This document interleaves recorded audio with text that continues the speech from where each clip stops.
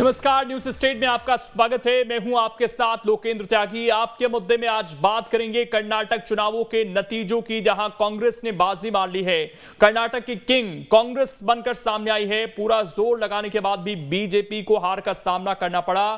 कर्नाटक के नतीजों के बाद यह चर्चा तेज है कि क्या इसका असर मध्य प्रदेश में भी पड़ेगा, क्योंकि आने वाले समय में यहां भी चुनाव होने हैं। आज इसी पर करेंगे चर्चा। कुछ खास मेहमान भी हमारे साथ जुड़ेंगे, लेकिन उससे पहले आज की रिपोर्ट आप देखिए।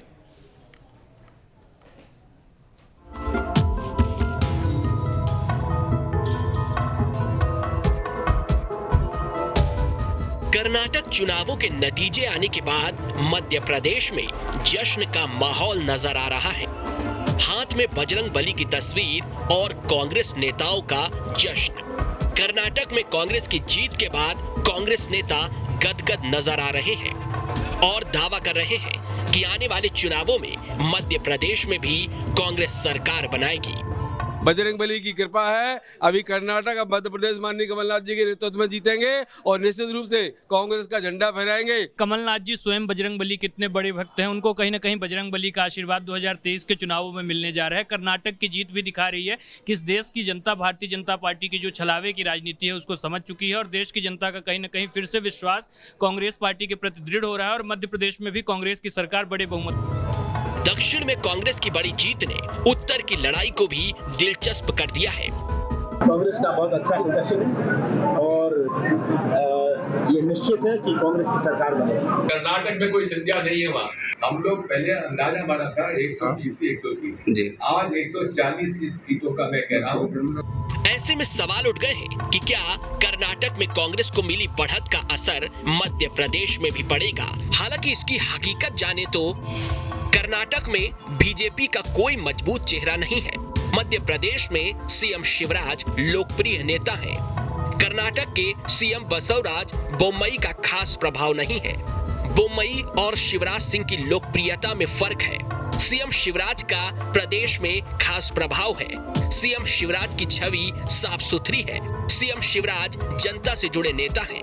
ऐसे में कर्नाटक में कांग्रेस की जीत के बाद मध्य प्रदेश में जीत का दावा करना इतना आसान नहीं लग रहा है। हालांकि इस बीच बीजेपी और कांग्रेस दोनों ही पार्टियां जमीनी हकीकत को भांपते हुए समीकरणों को सेट कर रही हैं। कर्नाटक की जीत से अगर मध्य प्रदेश को आके तो बीजेपी के सामने कई चुनौतियां नजर आ रही हैं। कर्नाटक में गुटबाजी सबसे बड़ा कारण बनी। कर्नाटक की तरह ही गुटबाजी का मध्य प्रदेश में डर है। मध्य प्रदेश में पुराने नेता नाराज चल रहे हैं। नए और पुराने में टिकट के लिए खींचतान है। टिकट बंटवारे से भीतर घात की आशंका है। चुनाव में अपने ही मुसीबत बन सकते हैं। बीजेपी की लड़ाई कांग्रेस से ज्यादा अपनों से है। बीजेपी को डर एंटी इनकम्बेंसी का भी है। 20 साल की एंटी इनकम्बेंसी बड़ी चुनौती बन सकती है। साल 2018 के नतीजों की बात करें तो जहां बीजेपी को 109 सीटें मिली थी तो कांग्रेस को 114 सीटें मिली थी। बीएसपी को 2, एसपी को 1 और अदर्स के खाते में 4 सीटें गई थी। साल 2018 में कांग्रेस ने सरकार भी बनाई थी। कमलनाथ प्रदेश के सीएम बने थे, लेकिन 15 महीने तक सत्ता का स्वाद चखने के बाद कमलनाथ की सरकार गिर गई थी। अब कर्नाटक में बड़ी जीत के बाद कांग्रेस को एक बार फिर से उम्मीद जगी है कि वो मध्य प्रदेश में सरकार बनाने में कामयाब हो सकती है। ऐसे में बीजेपी को कर्नाटक की गलतियों से सबक लेने की जरूरत है। अगर उन खामियों को दुरुस्त नहीं किया गया तो आने वाले चुनावों में मध्य प्रदेश में भी कांग्रेस खेल बिगाड़ सकती है। Team news state. और चर्चा करने के लिए खास मेहमान इस वक्त हमारे साथ जुड़ गए हैं। सबसे पहले परिचय करा देता हूं। चैतन्य भट्ट जी हैं इस वक्त हमारे साथ, वरिष्ठ पत्रकार हैं। प्रदीप माहौर जी हैं, बीजेपी के नेता हैं। शहरयार खान जी हैं, कांग्रेस के नेता हैं। आप तीनों का बहुत बहुत स्वागत है। प्रदीप जी पूरे आत्मविश्वास के साथ भरे हुए थे कर्नाटक में, लेकिन ये क्या हो गया? कांग्रेस के नेता और तमाम विपक्षी नेता तो ये कह रहे हैं कि हनुमान जी का गदा आज बीजेपी पर ही पड़ गया।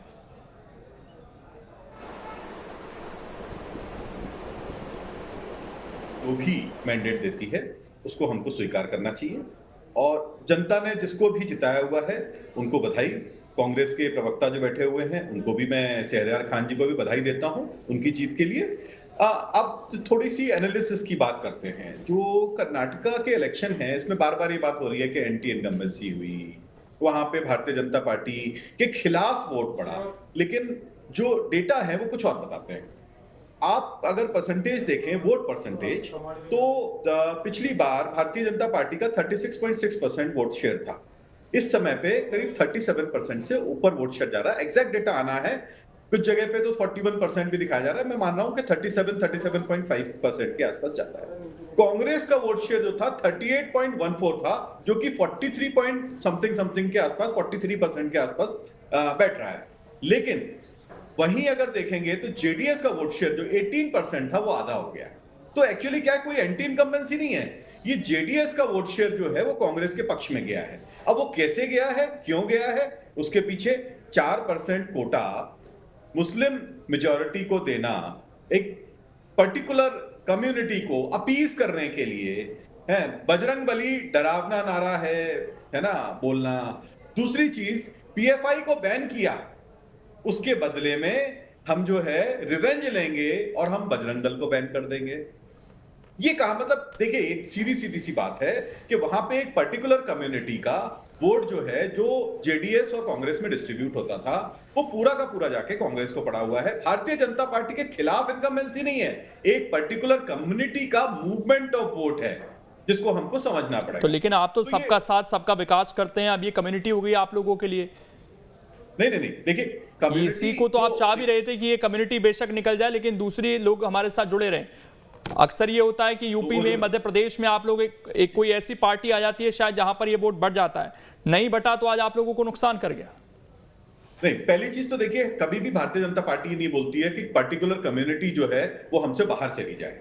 सबका साथ सबका विकास का मतलब ही यह है कि सबको साथ लेके चलना। लेकिन जब आप किसी को लालच देते हो, जब आप किसी को ग्रीड देते हो, देखिए एक पॉलिटिक्स आजकल बहुत चली हुई है, हम आपको एक लालच दे देते हैं। 4% का लालच बहुत बड़ा लालच है। 4% का लालच दे दिया कि 4% आपको रिजर्वेशन कहां से उठा के देंगे, 4% रिजर्वेशन कहां से? वो 4% रिजर्वेशन अल्टीमेटली SC/ST का जो रिजर्वेशन है उसमें से काट के ही आएगा ना। कहीं 50% से ऊपर तो दे नहीं सकते, तो SC/ST में से काट के आप देने वाले हो। लेकिन सबसे बड़ी समस्या ये रही कि हम लोग इस चीज को वहां पे प्रोपोगेट नहीं कर पाए, लोगों तक नहीं पहुंचा पाए, SC/ST कम्युनिटी तक नहीं पहुंचा पाए कि देखो तुम्हारा नुकसान होने वाला है। नहीं, ये तो एक मुद्दा हो गया सर, लेकिन आपके नेता तो खुलकर आज ये बात कह रहे थे कि वहां पर कमीशन खोरी के आरोप लग गए आप पर, इस वजह से वो ऐसी छवि बनी कि ये एक बड़ा मुद्दा बन गया। दूसरे मुद्दे को तो आपने बनाने की कोशिश की, लेकिन शायद वो बन नहीं पाया, बैकफायर कर गया। लेकिन जो कांग्रेस ने बनाने की कोशिश की, वो शायद लोगों के दिलो दिमाग तक पहुंची चीज। देखिए, मुद्दा अगर बना होता तो भारतीय जनता पार्टी का वोट शेयर घटा होता। मैं इस चीज को जरूर मानता हूं कि वहां पे आरोप लगे, उन आरोप को काउंटर करना चाहिए था, जितने अच्छे तरीके से काउंटर करना चाहिए था। देखिए, अगर आप चुनाव हारे हो तो कहीं ना कहीं कोई ना कोई गलती तो हुई होगी, तो जितने अच्छी तरीके से उसको काउंटर करना चाहिए था वो काउंटर। चलिए, इसका मध्य प्रदेश को लेकर भी एनालिसिस करेंगे, कर्नाटक से ज्यादा, लेकिन उससे पहले शहरयार खान जी से एक रिएक्शन ले लेता हूं। शहरयार खान जी, शायद बहुत दिनों बाद ऐसा चुनाव है जहां पर किसी तीसरी पार्टी का वोट कांग्रेस को शिफ्ट हो गया है। क्या ये आप लोगों को शक्ति दे रहा है? क्योंकि कई जगह पर कार्डर खत्म होता जा रहा है कांग्रेस का, और वहां पर अगर तीसरा विकल्प बन रहा है तो वो सबसे ज्यादा नुकसान आपको ही दिखता है। पंजाब उसका ताजा उदाहरण था। लेकिन यहाँ पर जेडीएस के जो वोट कटा वो बीजेपी के साथ ना जाकर आप लोगों के साथ चला गया। क्या इसका असर मध्य प्रदेश जैसे राज्य में दिखता है?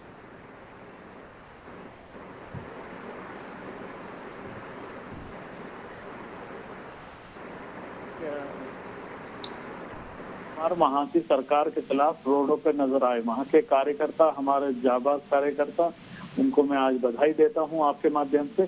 उन्होंने जो 2 साल से लगातार बीजेपी की प्रताड़ना से ही वहाँ की आम जनता की आवाज रोडों पे उठाते रहे, उनके ऊपर कई प्रकरण झूठे लगते रहे, लेकिन वो डटे रहे मैदान में, और आज का जो परिणाम है उसी का प्रसाद वहाँ की जनता ने दिया है। और कर्नाटक की जनता को आपके माध्यम से मैं धन्यवाद करता हूँ।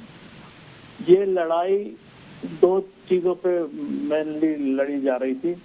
एक तरफ था, आज भाजपा के एक राज्यसभा सांसद को जो कर्नाटक से आते हैं, लाहर सिंह, उनको मैं सुन रहा था।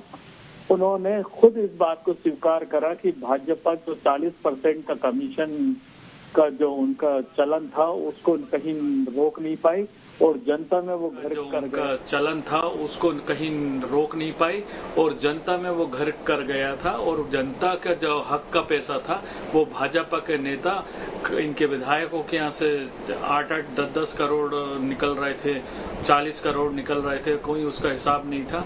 तो निश्चित ही जनता को ये लगा कि ये हमारा गाड़ी कमाई का पैसा अगर भाजपा के नेता लूट कर रहे हैं कर्नाटका में, क्योंकि उन्होंने खरीद के लूट के सरकार बनाई थी। क्योंकि पिछली बार भी सरकार तो कांग्रेस और जेडीएस की मिलके चल रही थी, लेकिन वहां पर येदियुरप्पा ने उस सरकार को गिराकर खरीद के जो बनाई, तो निश्चित ही वहां की जनता के अंदर ये चीज घर कर चुकी थी कि इन्होंने पैसे के दम पे जो मध्य प्रदेश में करा था वही पहले कर्नाटका में करा था। तो आज उन्होंने उसका ये परिणाम है कि भाजपा को घर बिठाने का काम करा। और इसकी दूसरी वजह थी जो आम जनता के बीच में राहुल जी ने जो भारत जोड़ो यात्रा केरल से शुरू करी, कन्याकुमारी से, और जो कर्नाटका में 21 दिन चली, तो उसमें जिस तरह के वहां के लोगों का गुस्सा और पीड़ा थी वो राहुल गांधी ने सुनी और वहां की जनता से जो हमारा कनेक्ट बना उसी की परिणति है कि आज हमको लगभग 137-38 सीटों के रूप में वो प्रसाद मिला। और हमने जो 5 गारंटी रिएक्शन में इस पर शमशाद खान जी से ले लेता हूं, उसके बाद मैं लौट रहा हूं आपके पास। शमशाद खान जी, देखिए तमाम फैक्टर्स गिनाए जा रहे हैं। मध्य प्रदेश और कर्नाटक की परिस्थितियां 2018 से नापें तो उस वक्त किसी को मेजॉरिटी नहीं थी, कर्नाटक में भी मध्य प्रदेश में भी। यहाँ पर कांग्रेस प्लस अन्य ने सरकार बनाई, चल नहीं पाई। वहाँ जेडीएस के साथ सरकार बनाई, चल नहीं पाई। उपचुनाव होते हैं तो बीजेपी के पक्ष में आते हैं, लेकिन विधानसभा चुनाव कांग्रेस के पक्ष में जाते हैं, वो भी एक लहर के साथ। तो क्या मानकर चलें कि मध्य प्रदेश में कुछ इम्पैक्ट हो सकता है, या दोनों राज्य बिल्कुल अलग हैं और मध्य प्रदेश में रिपीटेशन की संभावनाएं कम है?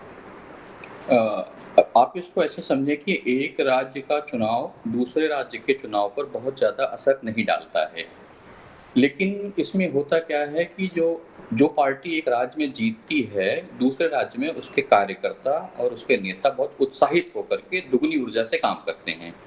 इस रूप में तो ये असर डालेगा कि कांग्रेस के कार्यकर्ता, कांग्रेस के नेता मजबूती से लड़ेंगे, अपनी बातों को मजबूती से पहुंचाएंगे लोगों तक, उसका लाभ तो मिलेगा। लेकिन अगर आप ये समझें कि वहाँ की जनता के वोटिंग पैटर्न को देख के मध्य प्रदेश की जनता भी ऐसे ही वोट करेगी, तो ये एक गलत आकलन होगा अपने आप में। निश्चित तौर पे कांग्रेस एक बात जरूर समझने की कोशिश करेगी कि जैसे कर्नाटक के चुनाव में उन्होंने कोशिश की अंत तक मुद्दों पे लड़े, थोड़ा सा घोषणा पत्र आने पर वो अपने पथ से हटे, लेकिन चूंकि मुद्दों पे लड़े। और कर्नाटक का चुनाव जो है, अगर आप देखें, जैसे मध्य प्रदेश का चुनाव होगा तो वो धर्म के आधार पे जाता है, लेकिन कर्नाटक जो राज्य है वहाँ जाति ज्यादा महत्वपूर्ण है, उसके बाद धर्म आता है। तो जिस वजह से कांग्रेस ने सही गणित लगाया जातियों का आकलन का, सही तरीके से टिकट बांटे, और उसका मध्य प्रदेश पे अगर कहें कि कोई चुनाव का सीधा असर आएगा तो वो नहीं होगा, लेकिन हाँ, कांग्रेस मजबूती से लड़ेगी, ये जरूर होगा, उत्साहित होकर के। ठीक, चैतन्य भट्ट जी, कोई लेसन दोनों पार्टियों के लिए जो कर्नाटक से दिखते हैं, जो यहाँ पर स्थितियां बनती हुई दिख रही हैं बीजेपी और कांग्रेस के लिए? देखिए लोकेंद्र जी, जिस भी सेना को कई युद्ध लड़ना हो भविष्य में, अगर उस एक युद्ध में उसे जीत हासिल होती है तो जाहिर सी बात है कि उसका उत्साह द्विगुणित हो जाता है। कर्नाटक में जिस तरह से जो आकलन किए जा रहे थे भारतीय जनता पार्टी कांग्रेस की जीत के, उससे कहीं ज्यादा सीटें कांग्रेस को मिली हैं, और उसके पीछे बहुत से कारण हैं जिसका बहुत से लोगों ने विश्लेषण भी किया है। एक तो स्थानीय नेतृत्व को ज्यादा महत्व नहीं दिया गया, येदियुरप्पा जो लिंगायत के सबसे बड़े नेता माने जाते हैं उनको भी किनारे कर दिया गया। और देखिए, हर जगह केंद्रीय नेतृत्व ही काम नहीं करता है, ये बात अब साबित हो गई है कि स्थानीय नेतृत्व को आपको आगे बढ़ाना होगा, तब जाकर आप इस तरह की जीत हासिल कर सकते हैं। जहां तक मध्य प्रदेश का सवाल है, मुझे लगता है कि मध्य प्रदेश में कांग्रेस में एक निश्चित तौर से इस जीत से एक संजीवनी बूटी मिली है, क्योंकि तो उसको ये लगता है कि पिछली बार जो 2018 में हमारा भारतीय जनता पार्टी से मुकाबला हुआ और हमने जीत हासिल की थी। अब ये अलग बात है कि वो किन्हीं कारणों पर सरकार गिर गई, लेकिन अब उस तरह से जो सावधानी बरती जा रही है और तमाम नेताओं को इकट्ठा किया जा रहा है, जैसे कर्नाटक में किया गया, सिद्धरामैया और डी शिव कुमार दोनों को एक मंच पर लाया गया, जबकि दोनों प्रतिद्वंदी माने जाएंगे अभी सीएम की कुर्सी के लिए।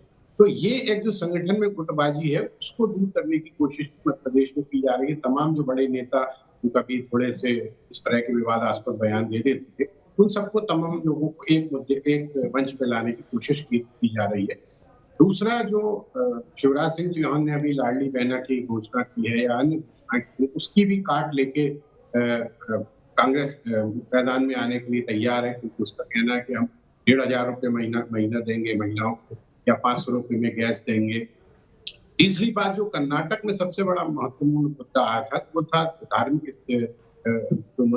बजरंगबली को लेकर जो मुद्दा भारतीय जनता पार्टी ने किया था। मुझे लगता है कि वो एक जो हिंदुओं को ध्रुवीकरण की स्थिति बनाने की कोशिश की थी भारतीय जनता पार्टी ने, वो उससे उलट हो गई। पूरा मुस्लिम समुदाय जो है वो पहले जेडीएस में और अन्य दलों में भी बटा था, वो पूरा के पूरा कांग्रेस में आ गया, तो इसका भी कोई इम्पैक्ट पड़ा नहीं। तो अब ये भारतीय जनता पार्टी में भी यहाँ पर काफी गुटबाजी दिख रही है, कुछ पुराने नेता पार्टी छोड़ के दूसरी पार्टी में जा रहे हैं, तो ये निश्चित तौर पे भारतीय जनता पार्टी के लिए एक चुनौती तो बन रही है, क्योंकि जिस तरह की बम्पर जीत मिली है कांग्रेस, उससे कांग्रेस में अभी राजस्थान में भी, छत्तीसगढ़ में, मध्य प्रदेश, तीनों स्टेट में चुनाव है। दोनों स्टेट में कांग्रेस की सरकार है, मध्य प्रदेश भर में बीजेपी की सरकार है, लेकिन उसको उनके और कांग्रेस के दोनों विधायकों के बीच में कोई बहुत ज्यादा अंतर संख्या में नहीं है। इसलिए कांग्रेस को लगता है कि जिस तरह से कर्नाटक में जीत हासिल की, हो सकता है हम इसमें जीत हासिल करें। और अभी हिमाचल में पोलराइजेशन की बात हो रही है, मैं एक चीज और आपसे समझना चाहूंगा, ये तो हमने उत्तर प्रदेश में भी देखा था, जिस कम्युनिटी की बात की जा रही है तब कहा गया था कि ये पूरी सपा को चली गई, लेकिन वहां पर वो रिजल्ट उस तरीके के नहीं दिखे। क्या डिफरेंस आप देखते हैं कि अगर यहाँ पर वो कम्युनिटी शिफ्ट हो गई तो क्या जो बीजेपी बजरंगबली का अपना एक एजेंडा सेट करना चाह रही थी, हिंदुओं को एक साथ करने का, वो यहाँ पर चला नहीं, उत्तर प्रदेश में चल गया? हाँ, नहीं, देखिए ये बात सही है कि अलग अलग स्टेट के अलग अलग वोटर्स का जो दिमाग होता है या सोच होती है वो अलग होती है। कर्नाटक में इस तरह का मुद्दा नहीं चला, मुझे लगता है कि ये उल्टा पड़ गया उन पर। मध्य प्रदेश में जाहिर सी बात है कि ये मुद्दे को भुनाया जा सकता है, भारतीय जनता पार्टी भुनाने की कोशिश भी करेगी, लेकिन अब चूंकि कर्नाटक में वो मुद्दा नहीं चला तो भारतीय जनता पार्टी को सोचना पड़ेगा कि हम इस मुद्दे को उठाएं या ना उठाएं। दूसरी बात जो सबसे महत्वपूर्ण है वो है हिमाचल में और कर्नाटक में प्रियंका गांधी का प्रदर्शन। प्रियंका गांधी मध्य प्रदेश में भी आ रही है, जबलपुर जो महाप्रदर्शन का प्रमुख केंद्र बिंदु है, वहां से अपना चुनाव प्रचार भी शुरू करने वाली है, रोड शो होने वाला है जून में। तो एक नया चेहरा जो आया है कांग्रेस में प्रियंका गांधी के रूप में, और जिस तरह से उन्होंने हिमाचल में और कर्नाटक में अपनी सभाएं ली, सोनिया गांधी भी खैर वहां पे गई थी अपनी बीमारी के बावजूद। तो वरिष्ठ नेताओं को अगर हाईकमान में दिल्ली में बैठे नेता अगर इस तरह का प्रदेश में दौरा लगातार करेंगे तो मुझे लगता है कि कांग्रेस के लिए बहुत ज्यादा लाभदायक होगी, क्योंकि बीजेपी के तमाम बड़े बड़े नेता तो मध्य प्रदेश आते रहते हैं, कांग्रेस के बड़े नेताओं में नेता जब मध्य प्रदेश नहीं आते हैं, और इसके कारण जो उत्साह देखिए, किसी भी बड़े नेता का जब पदार्पण होता है किसी प्रदेश में, किसी भी शहर में, तो कांग्रेस जो कार्यकर्ता होता है उसमें उत्साह बहुत ज्यादा बढ़ जाता है। यही सवाल मैं प्रदीप जी से ले लेता हूं। प्रदीप जी, आप कांग्रेस मुक्त भारत की बात कर रहे थे, वो कह रहे हैं आप दक्षिण मुक्त हो गए, और अब तो 4 राज्य बड़े बड़े जहां पर इस वक्त कांग्रेस अपने दम पर सरकार चलाएगी, कर्नाटक, हिमाचल, छत्तीसगढ़ और राजस्थान। तो ये तो कांग्रेस को क्या संजीवनी मिल रही है यहाँ से, और साउथ में आपकी जो उम्मीदें थी वो भी समाप्त होती हुई नजर आ रही हैं। और अगर ये नॉर्थ वर्सेस साउथ की लड़ाई हो जाती है तो आगे लोकसभा में भी क्या नुकसान हो सकता है आपको?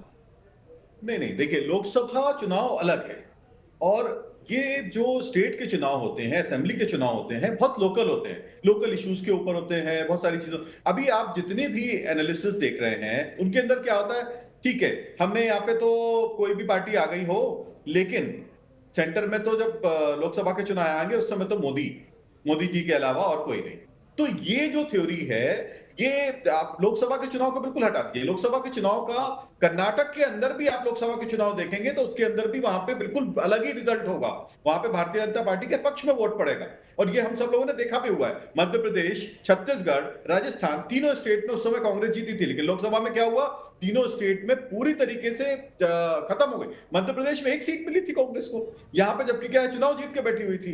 राजस्थान में करीब करीब सारी सीटें मिल गई थी, छत्तीसगढ़ में भी एक अच्छी नंबर ऑफ सीट्स मिली थी। तो लोकसभा के चुनाव और स्टेट असेंबली के चुनाव, इन दोनों को हम कंपेयर नहीं कर सकते, दोनों चुनाव अलग होते हैं। दूसरी बात, अभी ये जो मुद्दा है जो कांग्रेस लेके आ रही है, मैं देख रहा हूं बार बार कि ये लोग जो है हनुमान जी की फोटो दिखा रहे हैं, ये कर रहे हैं। देखिए क्लियर है यहाँ पे मध्य प्रदेश में हमको लोगों को बताना पड़ेगा कि ये हनुमान जी की फोटो जरूर दिखा रहे हैं, लेकिन 4% का कोटा जो है देने की बात कर रहे हैं, जो कि इन्होंने वहां पे कर्नाटका में बोला है, और ये मध्य प्रदेश में भी अप्लाई कर सकते हैं। अल्टीमेटली कहां से जाएगा? शेड्यूल कास्ट और शेड्यूल ट्राइब के शेयर में से जाने वाला है। तो वैसे भी अभी देखिए कि एंटी इनकम्बेंसी मध्य प्रदेश में जो बोलते हैं लोग, वो बिल्कुल गलत है। कोई एंटी इनकम्बेंसी नहीं है। जिस तरह से शिवराज सिंह चौहान जी ने काम किया है मध्य प्रदेश के अंदर, यूनिक है। जिस तरह का डेवलपमेंट किया हुआ है, ये सबको दिखाई पड़ रहा है। दूसरी चीज, जहां जहां भारतीय जनता पार्टी कमजोर थी, जैसे जो अपनी आदिवासी सीट्स है, वहां पे अभी इस समय पे जो देखने को मिल रहा है, उनका रुझान जो है भारतीय जनता पार्टी की तरफ आया है। ये पहली बार है, क्योंकि वो सीट जो है वो कांग्रेस की ट्रेडिशनल सीट्स मानी जाती थी, उनको अपना वोट बैंक मांगती थी कांग्रेस।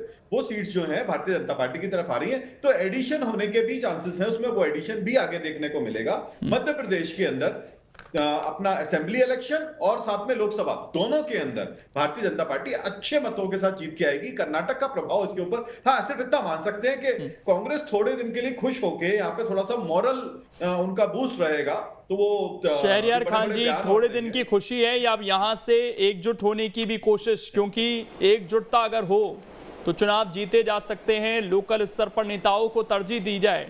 क्या लेसन्स मिले हैं यहाँ से और मध्य प्रदेश में इनको इम्प्लीमेंट करना? क्योंकि यहाँ पर तो आप एक नेता को लेकर आए अभी कुछ दिन पहले बीजेपी से, और वो आपको कह रहे हैं कि इन 2 सीटों पर तो कांग्रेस है ही नहीं। दिग्विजय सिंह और कमलनाथ की जो बातें हैं वो कई बार अलग लाइन की दिखती हैं। बाबाओं को लेकर कांग्रेस की विचारधारा अलग दिखती है। तो क्या एकजुट कांग्रेस हो पाएगी? ये बड़ा लेसन क्या यहाँ से ले रहे हैं कर्नाटक से?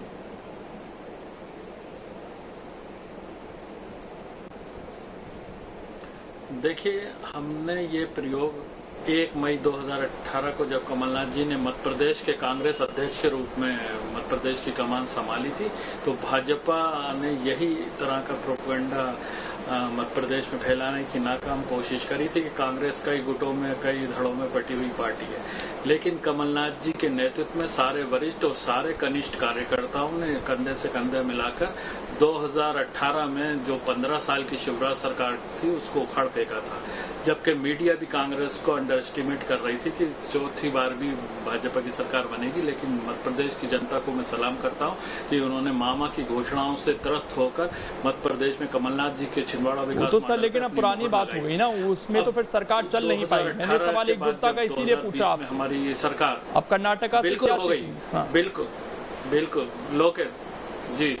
तो हमारे अभी कर्नाटका से सीख से पहले ही हम लोग पिछले 2020 के उपचुनाव के बाद लगातार मध्य प्रदेश में काम कर रहे हैं जमीन पर, और इसमें समन्वय के काम के लिए दिग्विजय सिंह हमारे प्रदेश के कोने कोने में घूम रहे हैं। हमारे अरुण यादव जी अपनी भूमिका निभा रहे हैं। हमारे विंध्य के दूसरे नेता, चाहे कमलेश्वर पटेल हों, चाहे राहुल भैया हों, चाहे हमारे ग्वालियर चंबल संभाग के डॉक्टर गोविंद सिंह हमारे नेता विपक्ष हों, तो ऐसे हमारे सारे वरिष्ठ और कनिष्ठ अपनी अपनी भूमिकाओं में बिगर प्रोपेगेंडा करे हुए अंडरग्राउंड काम कर रहे हैं। उसका रिजल्ट आपको 2018 के विधानसभा चुनाव। शमशाद जी, चुनाव लड़ने के लिए बहुत जरूरी है कि राज्यों में, केंद्र में जिसकी सरकार होती है उसे एक एक्स्ट्रा एज मिलती है। 4 राज्यों में अब सरकार हो जाएगी, और जब ये मध्य प्रदेश छत्तीसगढ़ के चुनाव में उतरेंगे, क्योंकि अभी तक बात मुख्य तौर पर राजस्थान की होती थी और छत्तीसगढ़ की होती थी, यहीं पर तमाम बड़े कार्यक्रम भी हो रहे थे, लेकिन कर्नाटका जैसा बड़ा राज्य है, क्या ये फर्क डालेगा कांग्रेस पार्टी के आगे के प्रोग्राम्स पर? नहीं, इसको आप ऐसे समझें कि ज्यादातर कांग्रेस लड़ाई अपने गुटबंदी की वजह से चुनाव हारती है। लेकिन जैसे कि हिमाचल में हुआ, आप देखें, जो उनकी गुटबाजी थी उनके नेताओं में, उसको उन्होंने बहुत बेहतर तरीके से मैनेज किया। और जैसे कि अभी आपने कर्नाटक में देखा, वहाँ बड़े 2 गुट थे कांग्रेस के, आप सिद्धरमैया को और DK शिव कुमार को कह सकते हैं। लेकिन जिस तरीके से उन लोगों ने आपस के जो मतभेद थे उसको कम करके चुनाव लड़ा है, और कहा जाए एक दूसरे को सीट हराने का काम नहीं किया। सामान्य तौर पर कुछ सीटें दूसरे प्रत्याशी को हरा देते हैं ये लोग अपने ही। अगर ये बदलाव कांग्रेस में आएगा, और आ रहा है, इसका रीजन ये है कि ये चुनाव हारते हारते अब इन लोगों ने ये महसूस कर लिया है कि जो हमारी गुटबंदी है उसकी वजह से हम चुनाव हारते हैं, और उसको काफी हद तक मैनेज करने की कोशिश कर रहे हैं। अगर आप वर्तमान में देखें तो मध्य प्रदेश में बीजेपी में बहुत सारे नेता हो गए हैं, जो राज्य स्तर के भी हैं और नेशन स्तर के भी हैं, और कांग्रेस में थोड़ा नेताओं की कुछ कमी हो गई है। तो कांग्रेस की अगर अपनी गुटबंदी, चलिए देखना है कि कांग्रेस यहां से क्या कुछ लेसन लेकर आगे बढ़ती है और मध्य प्रदेश में इसका क्या इंपैक्ट देखने को मिलता है। बहुत बहुत शुक्रिया आप सभी का जुड़ने के लिए और इस चर्चा का हिस्सा